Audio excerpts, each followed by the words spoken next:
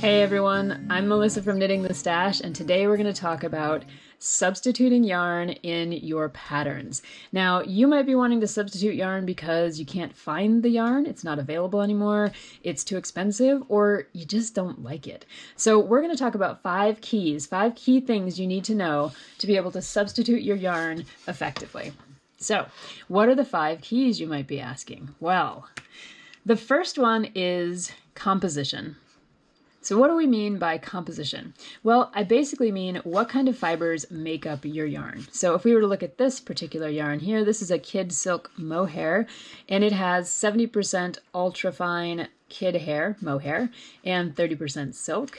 This one on the end from Hedgehog Fibers is 60% alpaca and 34% silk. Now they look very similar in terms of the kind of fuzziness, maybe even just to the eye in terms of the weight of the actual yarn and the kind of halo that they have, but they're actually made up of very different things. So this one has mohair, this one has alpaca, they both have silk.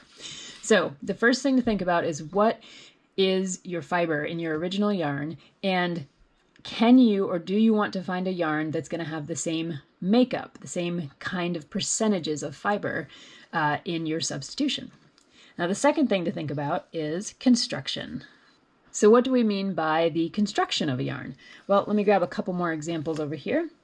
So this is Lichen and Lace's Rustic Heather Sport, and this yarn is constructed as a single ply yarn. So there's no plying, there's no strands of yarn being wrapped together, all right, to create a 2, 3, 4, 10 ply, whatever it is. This is a single ply of yarn. Now that will have an effect on the bias of your fabric potentially, the drape, the way that lace work looks. Often with lace you want to have a single or a 2-ply because it'll open up the fabric very nicely.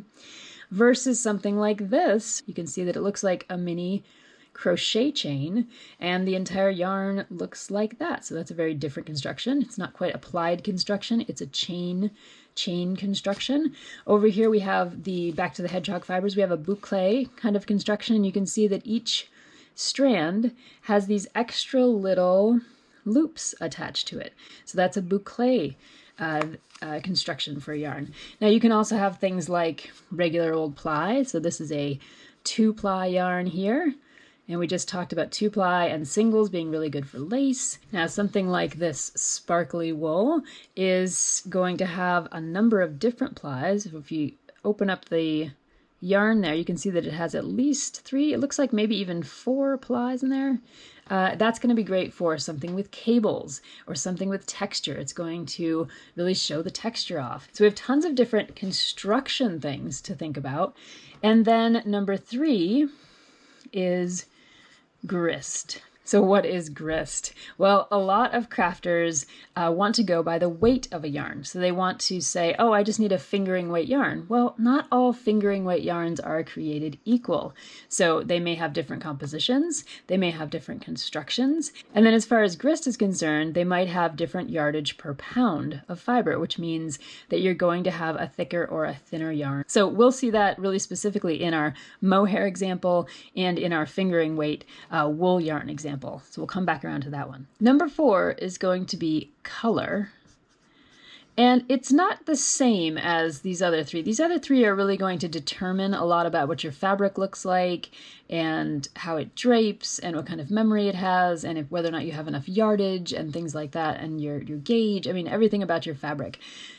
Color is more of a personal preference choice, but it is a key to yarn substitution in case you really want to replicate the color that you saw in the original, but you're having to substitute in a different kind of yarn. So color is going to be a little bit tricky to pull off, and sometimes finding a color that you love may mean that you need to sacrifice one or the other of these kind of first key elements. So that's going to be a little bit of a personal preference there.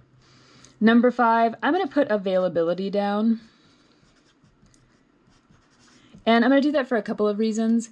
First, yarn substitution is often about availability. Usually you're having to substitute yarns in part because the yarns that were normally called for in the pattern just aren't available anymore. They've they're out of stock or they're not being produced anymore, things like that. So availability becomes a kind of key issue for yarn substitution. So it's going to be something to consider when you're thinking about substitutions as well, because you're trying to think about which yarns are going to be actually readily available to you. Is it something that you have to ship a long distance? Is it something that's going to be in stock or in your local yarn shop? How interested are you in finding local to you yarns? And what happens if you run out of yarn in the middle of your project? Will you be able to get that extra skein? So availability is something else to think about with yarn substitutions. So I would say the top 3 things on this list are kind of the ones that you're really going to want to be thinking about when you're working on substituting yarns. But this list is fluid, and for some of you, the color of that yarn is going to be way more important than the composition, and the fact that you be able to actually access the yarn may be the most important thing to you. So this is fluid, and it's partially up to personal preference and what you're actually looking for in your project, what your goals are for the project. So keep that in mind as we look through these 5 keys to yarn substitution with a couple of examples. So let's get to our mohair example, because I have all this beautiful mohair sitting on my desk and it's fun to squish and to talk about. Now in my case, I was working on the Nacre sweater, which calls for a strand of mohair to be held with a strand of fingering weight yarn. Now the yarn that's called for in the original pattern is Orpheus, and it's from France, and while there are some French yarns that are easy to get in the States, like La Bien-Aimée, there are plenty of other French and international yarns that are not as easy to get, depending on where you are in the world. So for me, the best thing I could do was to find a substitute for this yarn. So step number 1 was to learn about the original yarn. And obviously I don't have it here in front of me, but I was able to do some research online pretty easily. You can go to Ravelry, you can go to other project pages, you can go to the company's original website, and in all those places you can find out different things about the yarn.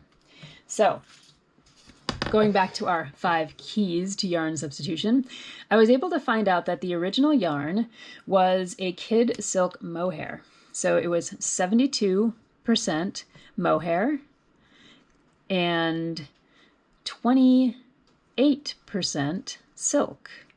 So that's going to give me a clue as to what I'm looking for when I'm trying to find a good substitute yarn. I was also able to find out that the grist of the yarn, it's 50 grams for every 420 meters. So I'm going to want to compare yarns and make sure that I'm comparing grams to grams and meters to meters. So if a yarn that I might want to substitute comes in ounces, I'm going to need to use Google or some other program to convert those ounces into grams and convert yards into meters, just to keep everything square when I'm trying to compare apples to apples, basically. Now the construction of the yarn was going to be very similar, at least photographically, to one of these 3 yarns on the left up here. So you can see I'll show up the Qing Fiber first. This basic way that mohair looks, so it has a kind of halo to it, and it has this one strand that's very thin, kind of running as the main core of the yarn. So I knew what the construction was, the grist, and the composition. And then color, I liked the original was in white, but I wanted to do something in blue. So I knew that was one thing I was thinking about, and I was thinking about availability because I knew I wasn't going to be able to get the French yarn that was called for in the original pattern. So let's have a look at some of the options that I had in terms of mohair. So the Qing Fiber I've worked with before, and I knew that it was a kid silk mohair. So it's similar in composition to the yarn that was called for in the pattern. This is 70% mohair and 30% silk. So we're pretty close. Instead of 72, it's 70, and instead of 28, it's 30. That's pretty much right on. And as far as the grist goes, we have 50 grams for about 420 meters, which is exactly the same. So this may even be the same or a very similar base to what was used in the original pattern. It would be a good substitute. So let's look at another possibility. This is La Bien-Aimée, and on the surface, they look very similar. I'm hoping that this is showing up on the camera pretty well. You can see there's that core strand of yarn. It's got a nice halo. They look like they're probably about the same weight to the naked eye. So let's have a look at the actual details. La Bien-Aimée, it's baby Surrey. It's not actually mohair. Now that might not make that big of a difference, but if you were a true purist and you were trying to find mohair, this is not it. This is alpaca. So 74% alpaca, 26% silk. But let's look at the yardage just to see. We have 50 grams here is 300 meters. So that's a big difference. Our original, you'll recall, was 50 grams for 420 meters. So that's a big yardage difference, which means that in all actuality, while it looks very similar to the naked eye, this yarn is actually a little bit thicker than the original yarn that was called for in the pattern. So it might work up differently in terms of gauge. All right, let's look at another example here. This is Biches and Buches, the Petite Silk and Mohair, and this one is very similar to the King. Now we can use the Qing Fiber as a kind of stand-in for our original because we know it's so similar. And this one has a similar construction, maybe a little bit finer, actually. It'll be hard to say by the naked eye, but it looks a little finer. So similar construction. And let's look at the composition, silk and mohair. So we think it's a similar composition. Yep, 30% silk, 70% kid mohair. So again, so far we're shooting 2 for 2 on those two. And then let's look at the grist. So here we have a 25 gram ball, and that 25 grams gets you 210 meters. So we do have to do a little math here, a little multiplication. To get this up to a 50 gram ball, we multiply by 2. So we multiply 210 by 2 as well, and that gets us to 420. So it's exactly the same grist. 50 grams for 420 meters. So this one, I'd put it right up there with the Qing Fiber as an excellent substitute because it works for composition, construction, and grist. The La Bien Amie, again, it would probably work, but it's an outlier in terms of grist and in terms of composition. Now let's look at this one, which is a pretty interesting example. This is that boucle yarn from Hedgehog Fibers that I mentioned. And if we look at just the look of it, it looks very similar to that Qing Fiber. You know, you have this core kind of here, you have running through the whole yarn, you have the halo, you do have the boucles though, which is a different construction for the yarn, right? So already we're at a different construction. So again, this one, like the La Bien Amie, is alpaca instead of mohair. It's 66% alpaca and 34% silk.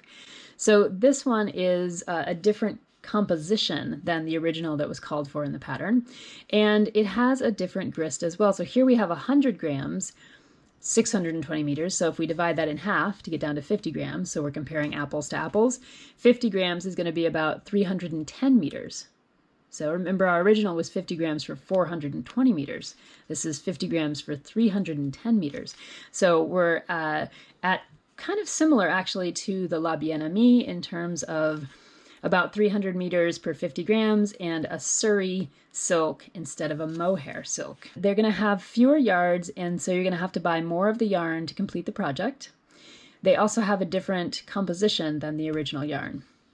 Now let's look over here at this mohair. Now this mohair is 100% mohair. It's from Independence Wool, and it is a DK weight. So we're already off in terms of our weight. It's not a fingering weight yarn, and you can see that in the actual look of the yarn.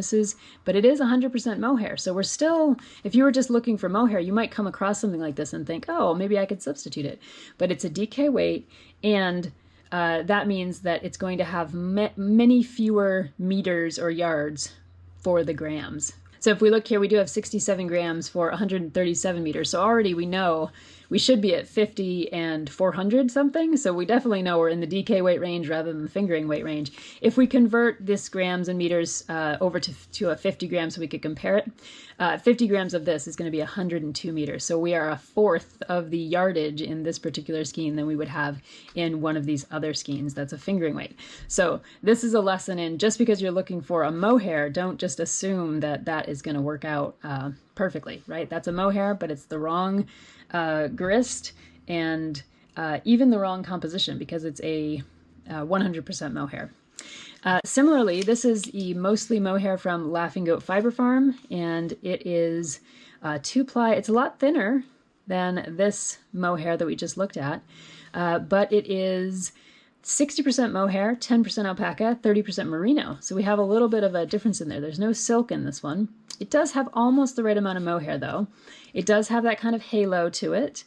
And it is labeled as a sport weight. So we are again away from that fingering weight that we were looking for, but we are in that mohair category. So if we were to figure this one out in terms of that 50 grams weight, we would find that 50 grams is actually about 160 meters. So we're still about half or a little less than half of the yardage that we might need if we were to pick up this particular yarn. I would vote no on these two because they're just the wrong weight and they're the wrong composition, though the mostly mohair is closer to composition, very off in terms of grist. And these two over here are actually excellent substitutes. They have the exact same grist, very similar composition and similar construction to the original. So either of these would be an excellent substitute for our original yarn for that Nacre sweater in the Orpheum. All right, so that's our mohair example. Lots of different mohair. Well, these aren't mohair, they look like mohair. And we ended up finding two good substitutes, two excellent substitutes. And we learned a lot more about the kinds of things we might see when we're looking for a kind of mohair yarn. So let's look at a second example. This is for a fingering weight yarn for a sweater. This was the Jaker's sweater by Isabell Kraemer that I wanted to knit, and I did not have access to the yarn that she used, which was the Sinoch yarn, and the particular yarn was the Korkumro. And it's an Irish yarn that she was using. So again, we can look it up online to learn more about it, and let's write down its stats so we know what we're comparing ourselves to. Okay, so what we know about the Korkumro yarn is that it is 75% BFL wool and 25% Masham wool.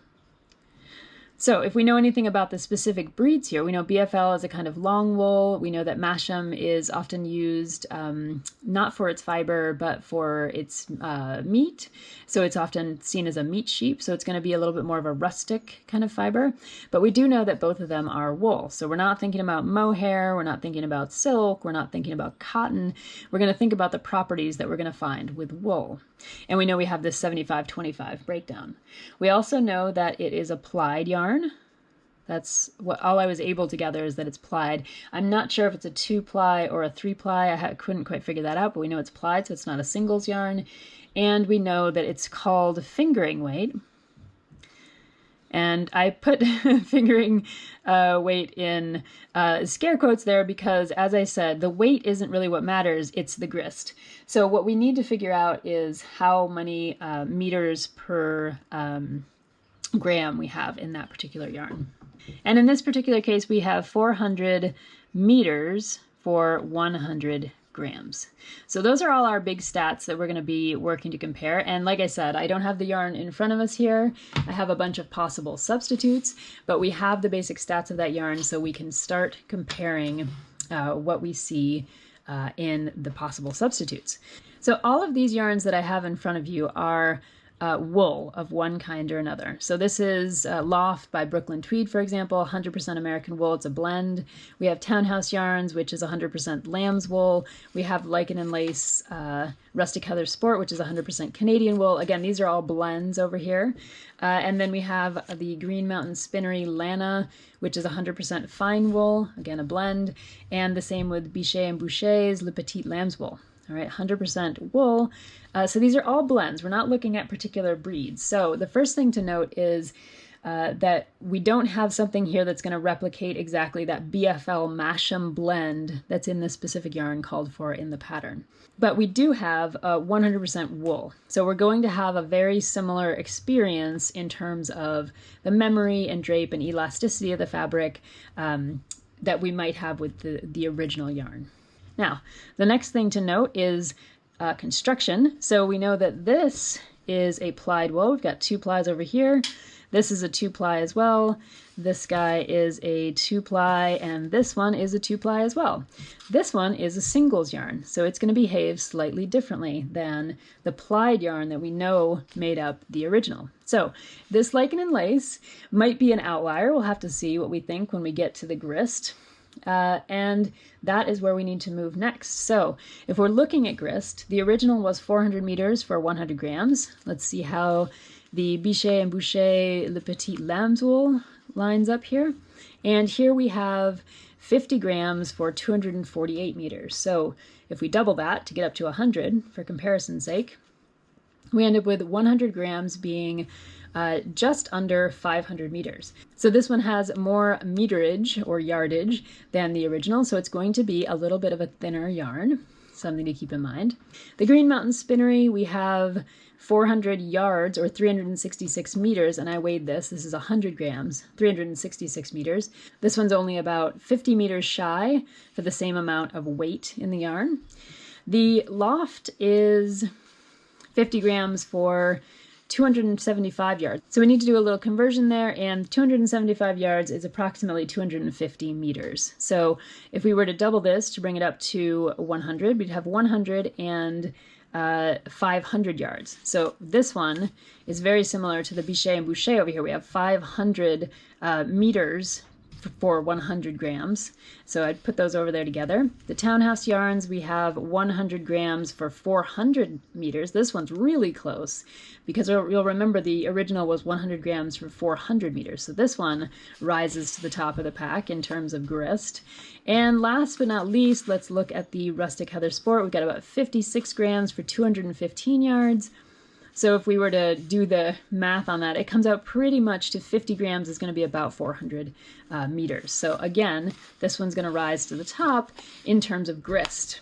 All right, I would line them up this way if we're looking at grist. So these two have nearly the same grist as the original yarn. They are about 100 grams for every 400 meters.